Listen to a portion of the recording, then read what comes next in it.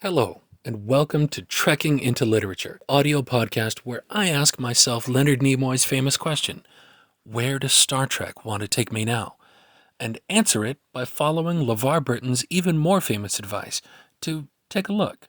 It's in a book. In every casting of this pod, I will be randomly selecting an episode of Star Trek to rewatch, doing a little research to find any literary references tucked inside, and hopefully finding something to read together here with you. A couple announcements before we get started. At the time of this recording, TIL now has 10 subscribers. Honestly, that's 9 more than I ever expected. The fact that you're all here is just amazing. I'll do my best to make it worth your time. Did you know that Will Wheaton has his own Read Aloud podcast? I just found out. The show is called It's Storytime with Will Wheaton. I've just finished listening to the first episode, and it is marvelous. If you love to be read to like I do, and being here, I can't imagine why you wouldn't. You're bound to love It's Storytime with Will Wheaton. Find it wherever great podcasts are downloaded. Now, let's get started on our little trek. Today's journey begins very near the end of Deep Space Nine with Season 7, Episode 24, The Dogs of War. This is your spoiler containment alert. Continuing beyond this point, we'll flood the whole compartment with spoilers for DS9's Dogs of War and Shakespeare's Julius Caesar. Now is the moment where you're invited to pause, raid your DVD collection to queue up some of the greatest footage to have ever been beamed through a cathode ray tube, and decide how willing you are to hear about an old play that you may or may not know. I'll meet you back here when you're ready. Welcome back. I hope you appreciate that I wasn't kidding about this being some of the best TV of its time. Avery Brooks, Andrew Robinson, and Armin Shimmerman on the same screen, in the same hour. Never disappoint. Lucky us, this is one of those times when not only is the literary reference right up front and center in the title, but the content of the show has so many parallels to the original work that it references. This episode title, The Dogs of War, is of course a Shakespeare line, one that I was expecting to get to when eventually covering the 6th film, Undiscovered Country. No worries though, there's plenty of Hamlet left to go around. If you'll permit me, I'd still like to do a little research just to see if there's anything interesting to be found beyond my own experience. Popular works of this same title include a 1974 novel by Frederick Forsyth, a 1980 film starring Christopher Walken and Tom Berenger, a 2012 graphic novel by Sheila Keenan, a 2014 board game by Paolo Mori, a 2017 novel series by Adrian Tchaikovsky, and a 2024 song by Motley Crue. There's also a game store going by this name in Palm Bay, Florida, with play table space for miniature games like Warhammer. Wikipedia shows the phrase Dogs of War referenced in a political cartoon called Punch from 1876, apparently published just weeks before a real declaration of war on the world stage. And there's a laundry list of other references to and uses of this phrase from Victor Hugo to modern video games. In the process of research and reading, I learned Star Trek isn't the only place to find a new spin on Julius Caesar. Folger Theater recently closed their own Julius X that ran from September through October of 2025. Not that I would have been able to travel there even if I'd known about it in time. If video of Julius X has become available by the time you hear this, please let me know in the comments. The write-up reviews look really good. Skimming for something to read here, I find myself wandering from the initial prompt. Dogs of War may be a quote from one of Mark Antony's great speeches, but honestly, for me, they all feel a little bit overdone. Besides which, I can't hope to compete with Christopher Plummer's delivery from Star Trek VI. If it's all right with you, I'd like to read a monologue or two from another prominent character in Julius Caesar, Cassius. See if you can't spot any more famous phrasing as we go. As usual, you're welcome to read along on the Folger Shakespeare Library website. To watch the whole play, you can also check out the 1953 movie and the 1970 movie, like I did. Now, Julius Caesar, Act 1, Scene 2, Cassius. Well, honor is the subject of my story. I cannot tell what you and other men think of this life, but for my single self, I had as lief not be as to live to be in awe of such a thing as I myself. I was born free as Caesar, so were you. We both have fed as well, and we can both endure the winter's cold as well as he. For once upon a raw and gusty day, the troubled Tiber chafing with her shores, Caesar said to me, "Darest thou, Cassius, now leap in with me into this angry flood, and swim to yonder point?" Upon the word, accoutred as I was, I plunged in and bade him follow. So indeed he did. The torrent roared, and we did buffet it with lusty sinews, throwing it aside, and stemming it with hearts of controversy. But ere we could arrive at the point proposed, Caesar cried, "Help me, Cassius, or I sink." I, as Aeneas, our great ancestor, did from the flames of Troy upon his shoulder the old Anchises bear, so from the waves of the Tiber did I the tired Caesar. And this man is now become a god, and Cassius is a wretched creature and must bend his body if Caesar carelessly but nod on him? He had a fever when he was in Spain, and when the fit was on him, I did mark how he did shake. 'Tis true, this god did shake. His coward lips did from their colour fly, and that same eye whose bend doth all the world did lose his lustre.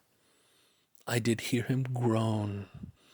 Ay, and that tongue of his that bade the Romans mark him and write his speeches in their books, alas, it cried, "Give me some drink, Titinius," as a sick girl.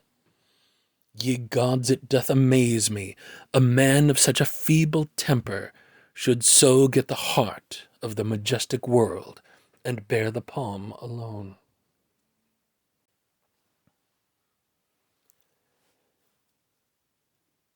Now, Act 1, Scene 3, Cassius. Cassius from bondage will deliver Cassius. Therein, ye gods, you make the weak most strong. Therein, ye gods, you tyrants do defeat. Nor stony tower, nor walls of beaten brass, nor airless dungeon, nor strong links of iron can be retentive to the strength of spirit. If I know this, know all the world besides, that part of tyranny that I do bear, I can shake off at pleasure. And why should Caesar be a tyrant then? Poor man! I know he would not be a wolf, but that he sees the Romans are but sheep. He were no lion, were not the Romans hinds. Those that with haste will make a mighty fire begin it with weak straws.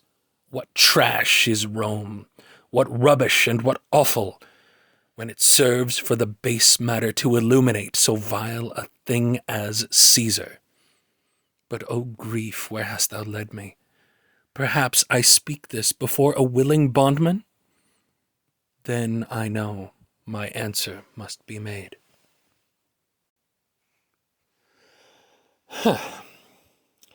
Funny enough, I had never read Julius Caesar nor even seen the play before starting work on this episode.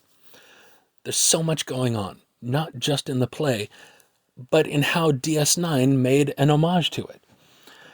I had to rewatch and listen back to Dogs of War and 2 different film versions of Julius Caesar on repeat for a week, on top of reading it for myself, just to get straight what I wanted to say about it. Taking in these 2 stories together feels to me like looking at a cleave poem written on 2 sides of the corner of a wall. like you might have seen in a meme. Take only the wall on the left, it's tragic. Take only the poem on the right, it's joyful. Stand at the corner and read them both together. The lines build upon each other to become something grander. Julius Caesar is about a lot of things: friendship, betrayal, the fickle appetites of the crowd. But mostly, I think it seems to be about struggle for freedom against even the potential rise of tyranny, and how that conflict destroys relationships and lives. Dogs of War also deals with freedom versus tyranny, and yet all of its plots are more hopeful. Life carries on. Even a broken starship can be rebuilt. Taken together, it feels to me like an affirmation of what the heart of Star Trek is. A hope that the future will be brighter than the past, even if we're doomed in some ways to repeat it. I could do a scene-for-scene breakdown of how these shows rhyme with each other and what makes comparing them so much fun. But maybe we'll just stick to a few highlights, like Armin Shimmerman as Quark, masterfully riffing on both Caesar and Cassius, as he laments the downfall and state of Rome, Ferenginar, even while preparing to lay aside what he thinks is an offered crown. If you ever get the chance to see Mr. Shimmerman do Shakespeare in person, take it. He's amazing. There's Ben Sisko and Cassidy Yates, who provide a wholesome counterpoint to Caesar and Calpurnia when, for what might be the first time in the entire DS9's series, Sisko voluntarily asserts himself as the emissary, not for the crowd, but to comfort her. Where Caesar publicly makes a scene in superstitious hope to cure Calpurnia's infertility, Cassidy and Ben are celebrating a surprise pregnancy. Where Calpurnia had been plagued with nightmares about what might happen to Caesar, and he chides her for it, Cassidy is justifiably upset at the prospect of bringing a child into their lives, despite warnings from the very real wormhole alien prophets. And she's supported by her partner. Sisko and Yates also provide wholesome counterpoint to Brutus and Portia. Brutus keeps his secrets from Portia to the point of confrontation. But Ben and Cassidy are open with each other, such that they barely have to mention the stakes, if only to expose them to the audience. They're both fully aware. We've got Damar, Garrick, and Kira as conspirators toward the downfall of an unjust empire, much like Brutus, Cassius, and the rest. In case the parallels weren't clear enough, Garrick strikes out at a Jem'Hadar soldier not with a glowing beam, but with a dagger, echoing that epic stabbing of Caesar that marks the ultimate refusal of free people to be ruled by anything other than the justice afforded through due process of law under a democratic republic. And of course there's the Alpha Quadrant War Council, planning their brutal last strike against the Dominion. This could be likened to Brutus and Cassius on their campaign against Mark Antony and Octavius. I feel like Wei Yun would make a great Mark Antony. There's a depth of duplicity in Antony's speeches that just doesn't come through to me from Marlon Brando or Charlton Heston. But Jeffrey Combs would knock it out of the park. Even the founder plays Caesar for a moment, struggling with illness, surrounding herself with fat, sleek-headed men, like Thought Prawn and newly promoted Legate Broca. Ever worried about enemy alliances and machinations against her dominion? I was unexpectedly moved by all of the rewatching and reading for this episode, and I took away a few distinct ideas and feelings from it all. The struggle between dictatorship and democracy may never end, but it will bend toward justice as we continue to bend it. In the process of answering that question again and again, where once it required only blood and sacrifice, and certainly continues to demand such. There still may be more reasons for hope with every new cycle. Shakespeare wrote this play in 1599, over 100 years before the Great Conspiracy that shook off English monarchy and gave rise to this little upstart nation I find myself living in. Though today's present may rhyme with parts of the past, we are not doomed to repeat old endings. Just as Star Trek and the Folger Theater are capable of re-envisioning Julius Caesar, so you and I are free to write our own stories, in states unborn and accents yet unknown, to work and build toward something new. We can make the future one that's worth living in.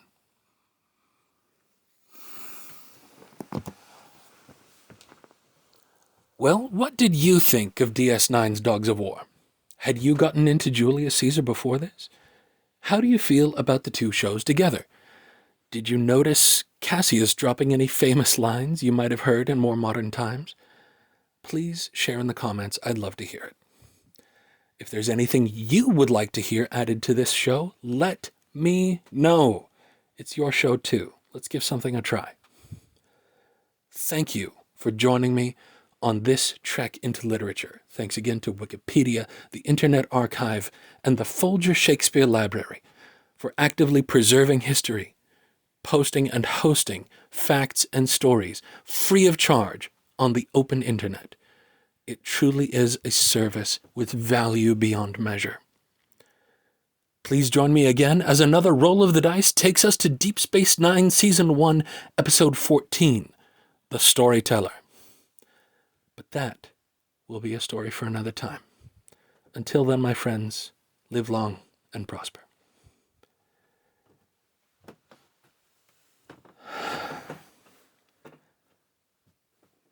Still here? You know, this was the kind of show I had in mind when I started this project. Even if I never finish the 800 or 900 episodes of Star Trek there are to cover, after this, I feel like I could call it an attempt well made. It's worth mentioning that even though you may have heard me plug a lot of things, other shows and reading resources, I receive no sponsorships. I don't even have a crowdfund for you to contribute to. This is a hobby project with a budget of absolute zero. So when you hear me recommend something, it is only because I have found it to be worthwhile, and I hope that you will too. While I'm making admissions, it's probably also worth mentioning that your host is not an academic or literary scholar by any stretch of the imagination. He is, in fact, a college dropout, motivated by a midlife crisis, a desire to expand his horizons, combined with a terrible fear of doing anything alone, and a probably unhealthy amount of love for the sound of his own voice. There are a great many memes and sayings about the audacity of mediocre men and relative value of the opinions of yet another white boy with a podcast. Please allow me to assure you, as someone who fits these descriptions, that they are generally true. Thanks for coming along this far. Keep going.